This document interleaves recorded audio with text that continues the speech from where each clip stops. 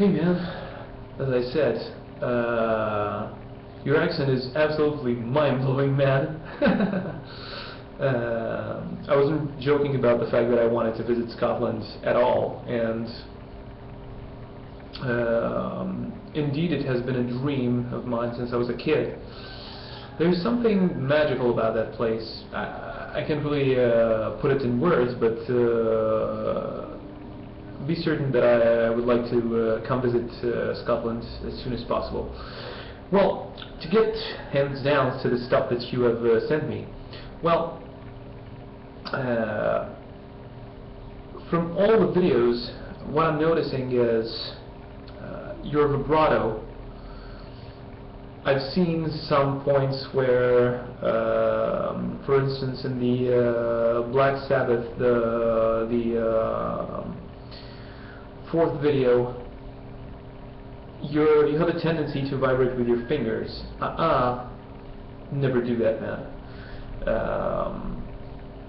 I would be really happy to see another rendition of that video in which you focus on vibrating with your wrist, even if it means slowing it down even more than the point that you actually have gotten to.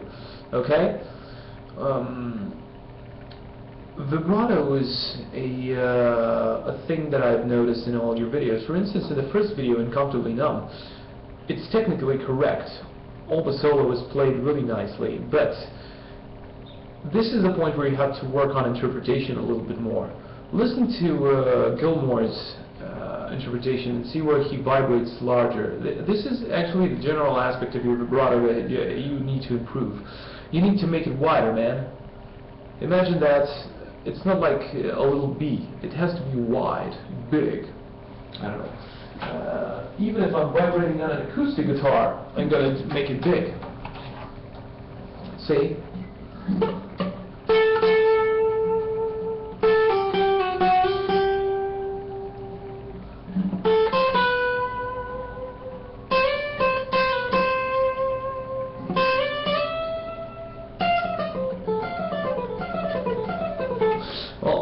About the little phrase that you have now. Sorry for jumping from one thing to another, but things are coming to my mind, and it's far easier when they get there to talk about them. So the main conclusion for the Black Sabbath videos and for the Pink Floyd video is that you need to work on your vibrato and some of your bends. Some of the bends, because of the fact that those pieces are a bit closer to your highest level of technical proficiency, lead to the fact that your bends are not reaching the correct pitch. Not all of them. You've got a lot of bends that sound really good, but some of them, especially the ones which are implemented in before or after more technically demanding pieces, those are a bit faulty, and you have to focus on them. You know, playing a piece at its full tempo and not executing everything flawlessly does not mean that you nail that piece. Hope it didn't sound nasty from me, but I'm here to make you hate me and talk to your friends about that nasty bearded guy from Romania that tells me that my bends are not reaching the correct pitch. Well, hopefully, after I nag you enough, you're going to reach the correct pitch, and you're not going to swear about me anymore. Okay, joking aside, another thing that I've noticed is the fact that you tend to create a wide gap between your fingers and the fretboard when playing various things.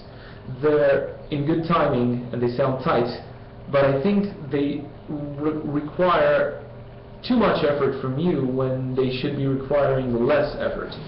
And in order to do that, when you practice slowly, focus on not raising your fingers too much from the fretboard, because you have parts where you do this.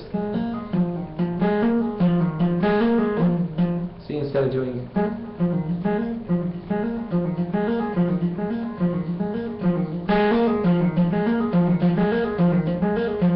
See the difference? It's too much movement. When you practice slowly, try to create enough impulse from your fingers in order to have those notes have the desired attack, but move them less than you would normally move them.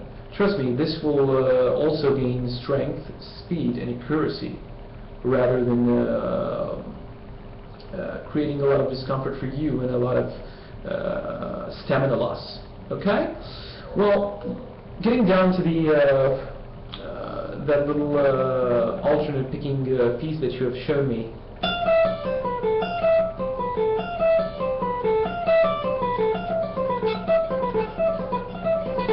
I have to practice it myself, but anyway, the whole thing stands in synchronization of the fingers, and the fingers of the left hand and the pick.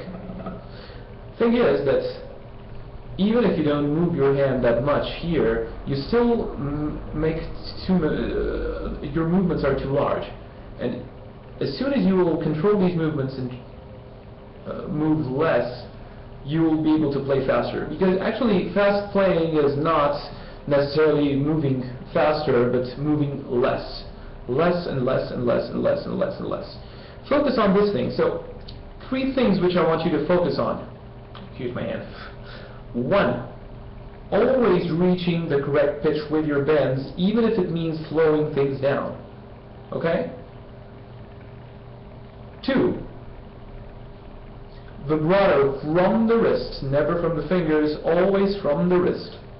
And 3, diminishing the movements of your left and right hands while practicing at slow speed, so that your hands will be practically forming a habit of moving less and less and less, regardless of the speed that you're playing.